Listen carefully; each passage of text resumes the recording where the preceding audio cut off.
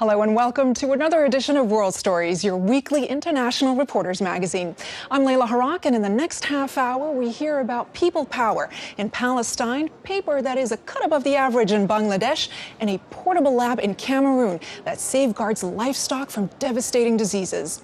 But first, the internet revolution has changed our society in so many ways. Whether you are in Cairo or in Berlin, the internet connects us and gives us access to a huge spectrum of ideas. One of the ways that it can be used is as an educational tool, a source for learning no matter where you are. And that's exactly what they're doing in a quiet former colonial town in rural Brazil.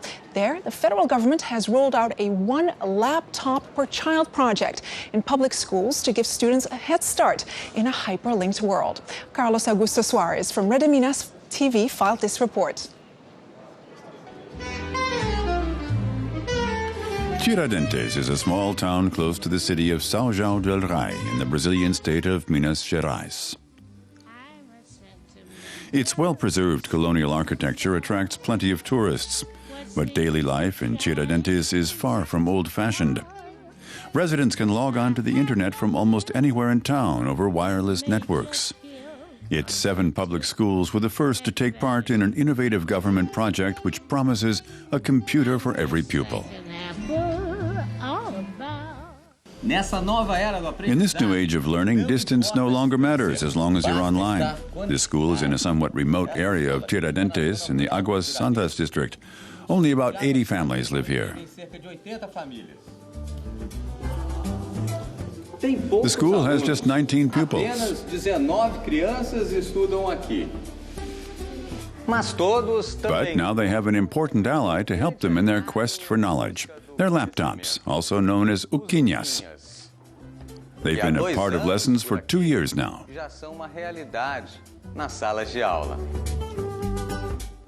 The name uquinha stems from the project's acronym UCA. The contrast between past and present is readily apparent in this small classroom, but the relics of the not-so-distant past are quickly fading into the background. I see the blackboard and chalk are still here, but the pupils don't use them anymore, do they?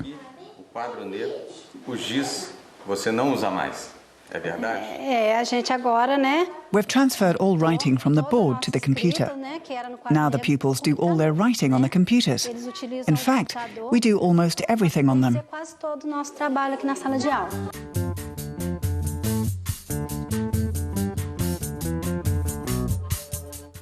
What do you think of the changes? I think they're wonderful.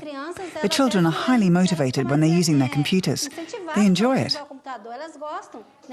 And they come to school with more motivation. So this has become a thing of the past for them. It has for me. Each pupil has his or her own computer. The computers have injected new life into the lessons, and the children learn far more effectively. I think it's very practical. Sometimes I had to research things, but I didn't have internet access at home. Now I have my own computer. All schools should participate in this project. The kids use the computers as a means of communication and as a source of information. The schools can use them to bring what's going on in the outside world into the classroom. And that's important. Classes are over and Bianca gets ready to go home, taking her laptop with her in her backpack. It takes her just a few minutes to get home on her bike. Her uquinha has become an essential tool, and it makes doing homework a lot more fun than it used to be.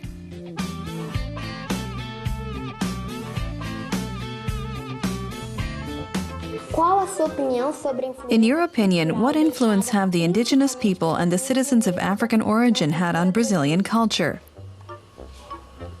Was it easy to find the materials you needed to do this assignment? The research continues, and so does the learning, a little more every day. It's a story that frequently dominates headlines. With no resolution in sight, the Israeli-Palestinian conflict is marked by hopelessness. Disputes over land ownership often erupt into violence. But one group of ordinary Palestinians have decided passive resistance is the way forward. They've started holding peaceful gatherings in an area declared off-limits by Israel. Members of this small grassroots movement hope their acts of non-violent resistance will help preserve their land. PBC's Harun Amira reports. Every day, just after sunrise, these men set off in their SUVs from their villages east of Ramallah in the Palestinian territories. They're bound for Al-Agwar, also known as the Jordan Valley, in defiance of Israeli orders not to set foot on the land. Israel has declared it a military no-go area. The distance is short, but the journey takes an hour and a half. And the road is rough. The plains here include some of the richest farmland in the region, but access to water has been blocked and, through traffic, hindered. The situation is preventing Palestinians from developing the area for agriculture and from living here. Now, if anyone dares so much as to pick fruit, they can be accused of stealing. They're besieging the villages, seizing large areas, even here in parts close to us. They want to build settlements on them or declare them uninhabited land so they can use them for agricultural purposes. Just a few meters from us, there are several artesian wells that have been taken by the Israelis to irrigate their crops.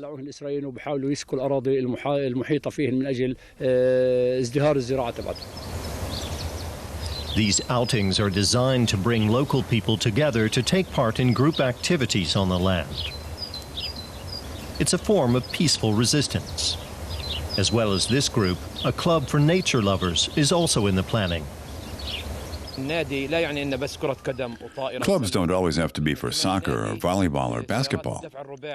This association is for drivers of all-terrain vehicles who want to explore the area around Al-Aqsa. We're showing young people an area they hardly know anything about. This land belongs to us. The fact that we haven't done much with it yet has given the occupiers a pretext to seize it. The men gather together to share some tea and camaraderie. Why should we fear death when our homeland belongs to us all, sings this man.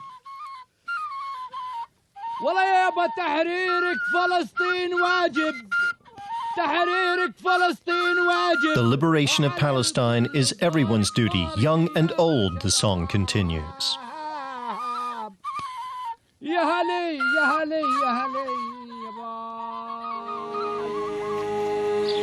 The men are keen to encourage other Palestinians to come here and enjoy the area's spectacular countryside. The photos and videos they're taking of themselves enjoying the outdoors will later be posted on social networks.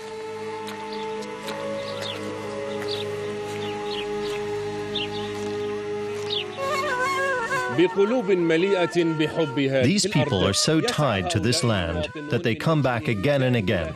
They're demanding their rights and trying to show the Israeli occupiers that they are here to stay and that the occupation must be ended.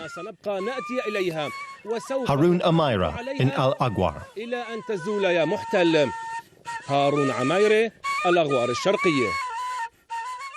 Well, we here at World Stories love to champion fair trade enterprises, especially those that capitalize on local know-how and bring environmental and social benefits. For our next story, we travel to Bangladesh, where papermaking is at the heart of one business. The Bonafol Handmade Paper Project makes paper-based products like notebooks and diaries. All the items are unique and make for perfect presents. The project has clients all over the world, including Australia, Italy, Japan, and the United States. Most importantly, the enterprise creates employment opportunities for disadvantaged women. ETV's Abu Salim has the story. The need to earn a living is often an incentive to create. And that's exactly what the residents of Daragram village in Bangladesh's Dhaka division have done.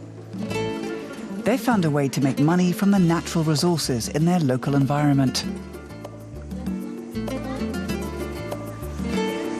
They've set up the Banaful Handmade Paper Project to make paper and paper-based products, and it's going from strength to strength. The project makes paper using traditional local methods and materials, primarily jute and unwanted garments, and the workers managed to find plenty of those.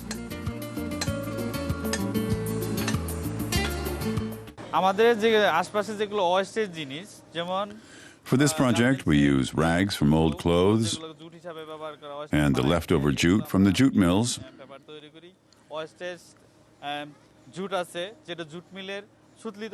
Sometimes we use pineapple leaves as well.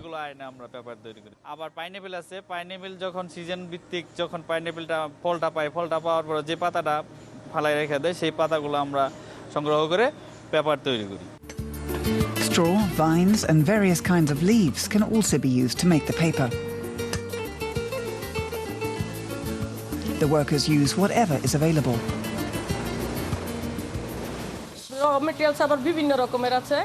There are various kinds of raw materials. Mainly, we use cotton, jute, wheat straw, and pineapple leaves.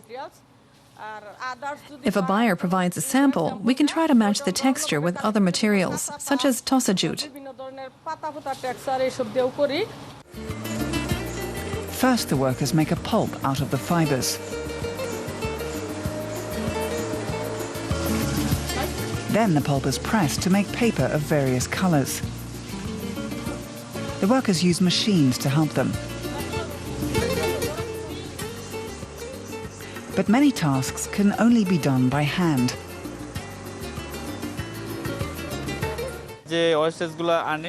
First, we have to process the rag.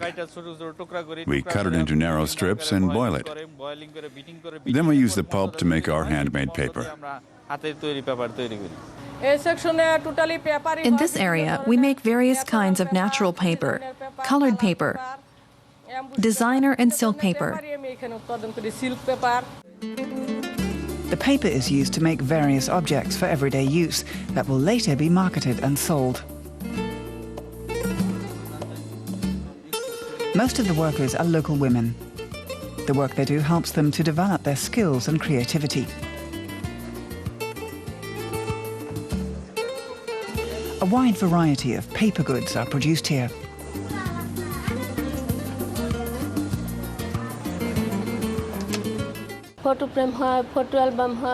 We make photo albums, photo frames, album boxes, notebooks, mini notebooks, and baskets in this workshop. Most of our workers are women, divorcees, widows, disadvantaged and poor women. We try to help them improve their lots in life. Working here has lifted me out of poverty. It's hard to feed a family on a single income nowadays, so we housewives are trying to earn something. Demand for the paper products made by the project is high, and it also makes goods of many different kinds for the export market. The industry is a foreign currency earner.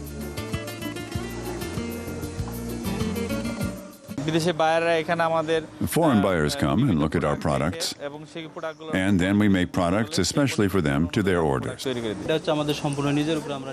We design our own products. We have a design director and assistant designers in the head office. They help us to design various new products. At 10,000 Blaze, USA, we export our products to many countries, including the United States, Canada, Italy, Japan, and Australia.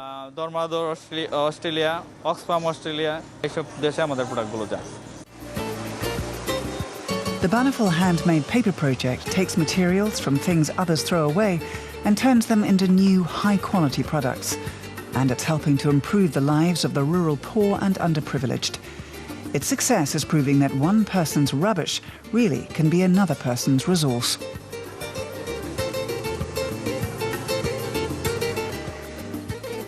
Next, we're going to take a look at a novel approach for early disease detection in animals in West Africa. Experts from the United Nations have developed a portable testing device that helps tackle the spread of outbreaks of devastating livestock diseases like foot and mouth.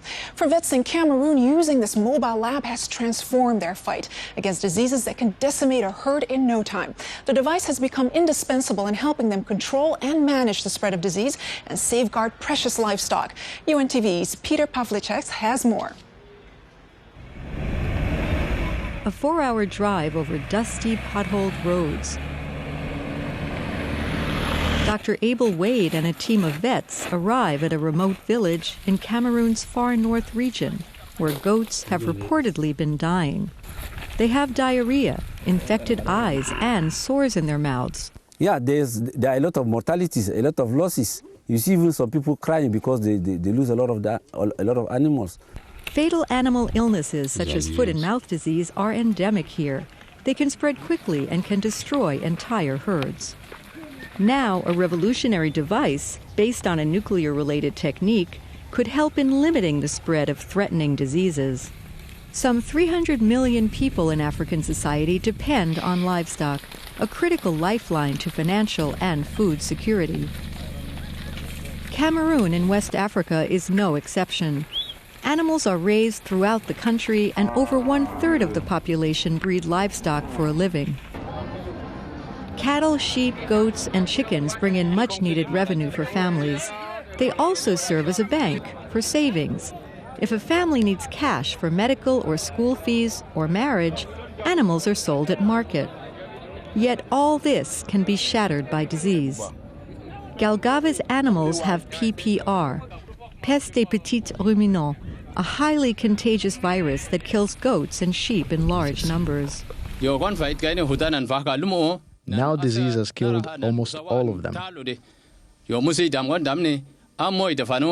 Poverty has stepped into my house, and I don't know how I will feed my family.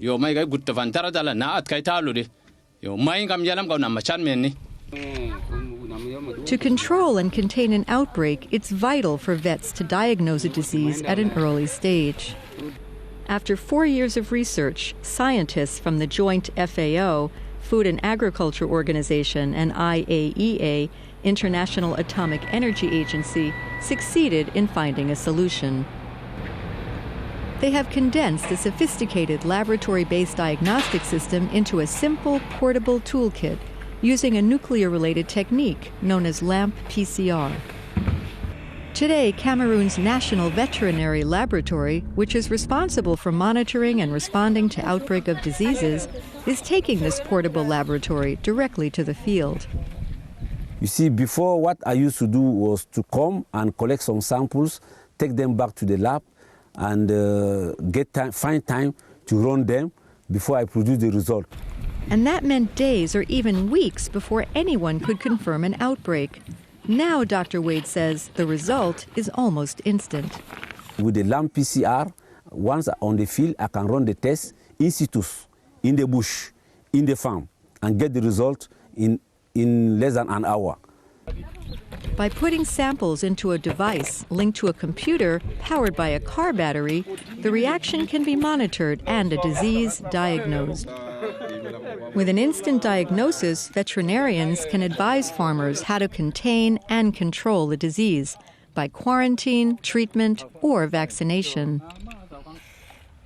Fast action can not only limit damage to the affected herds, but can also prevent the disease from spreading into neighboring villages or even other countries.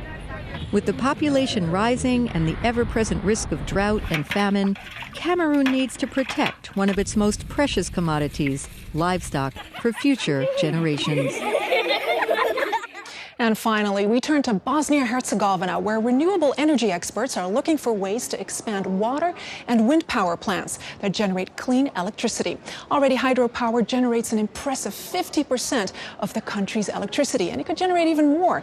In addition, many wind farms are also being built. But as Joachim Eckers reports, a lot still has to be done before the country can kick off an expansion project and flip the switch to start generating hydro and wind power for export.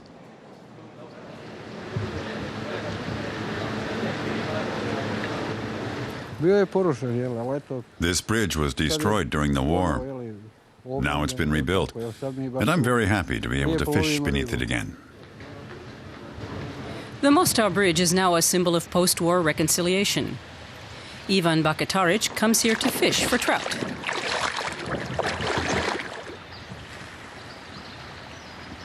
When I stand here on the bank and fish, I don't really think about anything. I enjoy nature and just relax. I was born by the water. I work by the water, and I'll probably die by the water. Ivan works a couple of kilometers upstream in a hydropower plant built 500 meters inside a mountain.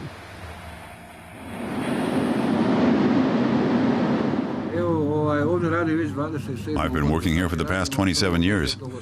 I started in 1984. I'm an electrician by training. I'm shift supervisor and power generation manager at the Rama power plant.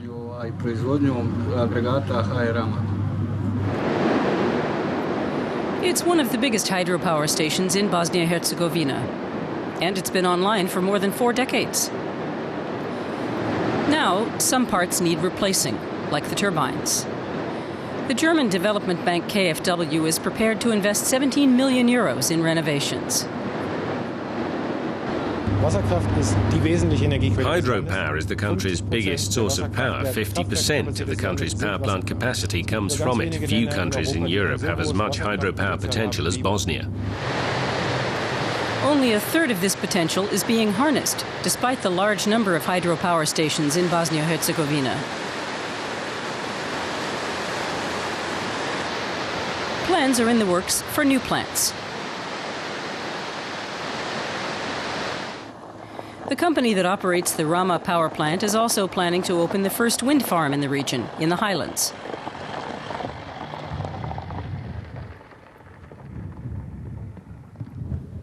Only one mast has been built so far to measure wind speeds. But construction is set to begin in a few months. In 2 main roads, from that spot up to there. We want to build 22 units with a capacity of 2 megawatts each here. The wind farm will have a total capacity of 44 megawatts. It'll be the first one in Bosnia-Herzegovina. It's a pilot project. We're planning to build more wind farms when this one's up and running.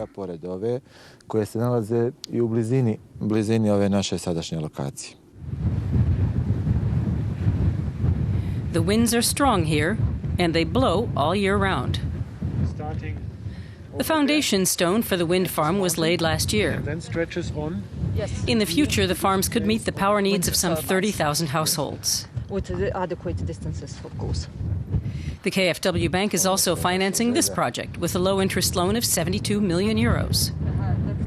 The wind power potential here is 800 megawatts, only 5% of the total. There's enough for other ventures and private investors. It's important for the country. The national economy is small, it's open, and there's a constant import surplus, but they can export power. But can the country's power grid distribute the wind power? That's something the national grid operator in the capital, Sarajevo, has to consider.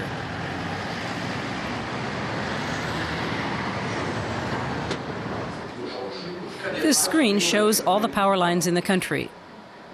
The lights start flashing if a transformer station goes down. But large parts of the grid are in need of a complete overhaul. A World Bank study says it will require investments totaling more than 1 billion euros.